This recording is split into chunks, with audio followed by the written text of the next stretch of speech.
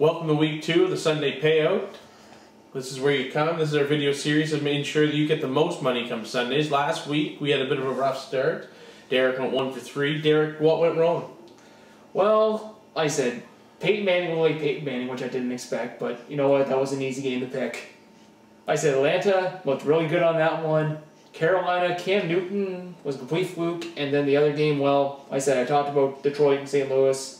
I don't like picking games where the favorites up by over a touchdown, and sure enough, and that cost me. Mind you, it wasn't over garbage points. Stafford just had a really bad start, and those 3 picks just didn't really help.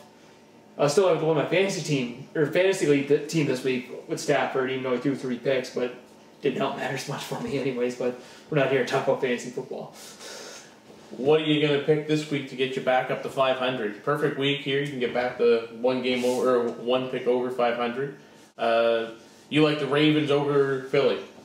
Alright, these are one of the lines that really makes no sense. Now, if you watched that game on Monday night with the Ravens, everything worked perfectly. The defense didn't miss a beat without Terrell Suggs. Haloli Nada is going to take over sacks. Ray Lewis was a beast, 11 tackles, 1 sack.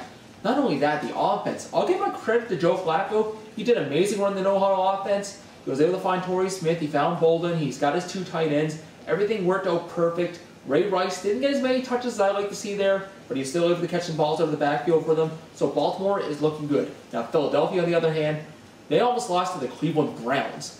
Basically, the defense, they looked amazing, but again, it was against Cleveland, so it's kind of hard to tell by that. Michael Vick made a lot of mistakes, 4 interceptions. He still threw for over 300 yards. LaShawn McCoy still rushed over for 100 yards. So Philly's got everything going. Vick's just got to smarten up, but you know what? Baltimore just looked too good. I'm going to take that offense, and at plus 2.5, I'm going to take full advantage of that one.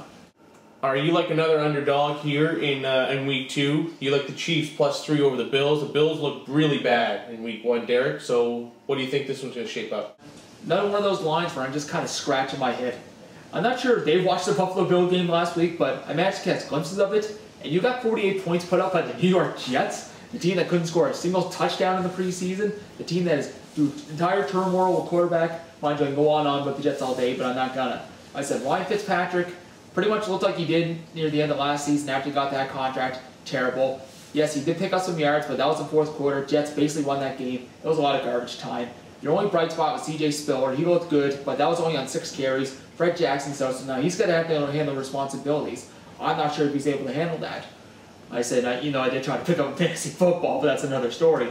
Kansas City, on the other hand, they were able to hang with the Falcons for the first half. Second half, things kind of got down. The run game was effective. The passing game was fine, but they're going to be facing a weaker secondary than they did against Atlanta last week. Plus, Talib is going to be coming back on defense. That's going to help with the pass rush. I said, with Buffalo's offensive line, that's going to be a big advantage for them. So right now, Kansas City plus 3. I see this line possibly going up. So right now, plus 3, Kansas City Chiefs. Take it while you can get it. And you're going with the offensive player of the week, RG3, and you got his Redskins minus 2.5 over the Rams, Derek. So you're on the RG3 bandwagon. Tell us why. All right, now going back to this game last week, RG3 looked great. Like I said, mind you, it was against the New Orleans Saints defense. Not one of the better defenses in the league. But you know what? RG3 looked good, got the ball running good. Alfred Morris helped him out. The O-line, which was probably not very good last year, looked like a top 5 and actually gave him protection. Now the front 7, they were able to stop the run. That's been not a problem. The secondary looked good, but they probably got a little bit of help by the rest, but they have a lot easier week against St. Louis. Their offense, they were too conservative last week against Detroit. They had all the time in the world to win that game. Basically handed it to them, especially with Stafford and his 3 picks. So I don't understand what's going on with St. Louis. Like I said, they had every opportunity. Although Steven Jackson did have a rough day rushing the ball and going against Washington this week, it is not going to be much better. So Washington right now, minus 2.5. RG3 is going to go 2-0, and basically everyone in Washington is going to be singing his praises. Last week you didn't like Peyton Manning and the Broncos against the tough Steelers defense. This week you're on with Manning. Plus 3 over the Atlanta Falcons. Why is that? We're just going to keep continuing right now. I'm loving the underdogs. Like I said, Peyton Manning, bet against him last week. Not going to make that same mistake twice. You know what you look like? You look like Peyton Manning again. Like I said, did not miss a beat. Took advantage of the secondary without Ryan Clark. Like I said, mind you, they still had Troy Polamalu, still had Ike Taylor. Like I said, right now for Atlanta, Frank Grimes, he just went out for the season with an injury, so full advantage to take there. Even on the offensive side, For running the ball, still effective. Willis McGahee, he didn't get many touches, but still had 65 yards for about 14, 15 carries, so that's not too bad. But the thing that really impressed me most was that defense.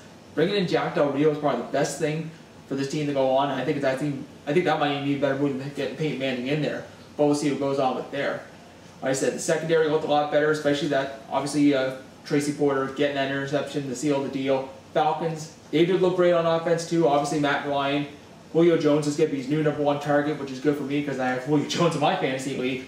The only problem on offense, they pretty much kind of eliminated Michael Turner. He didn't run the ball too much. He only had 10 carries. Mind you, the passing game was so good. That's going to be a little bit of a problem. But right now, that defense, right now it's a battle of defense. Atlanta, Denver, obviously going to take Denver. I think Peyton Manning's going to expose that secondary right now because Grimes is out there. So Asante Samuel can't do everything by himself. Deontay Robinson will try to help out what he can, but he's not a good cover-to-cover guy, so probably expect Eric Decker to have a big day. Denver plus 3 points. Peyton Manning gonna make me some money. There's Derek's picks for week 2. He's hoping to bounce back this week like the '70s Super Bowl. You know what? I don't think that should be a problem. Like I said, some good underdogs. I think that are really gonna come out here. Like I said, one thing is I don't like to take easy picks. I want to try and make a challenge for myself. So we'll see with this, but obviously I'm going to think I'm #1 here. Make some money for you. I hope so. If not, we'll change it to the Sunday Pay-In. Follow us on Twitter at the Sunday Payout, our website, and this YouTube video series. We'll be back next week with Derek's picks and the recap of how he did this week.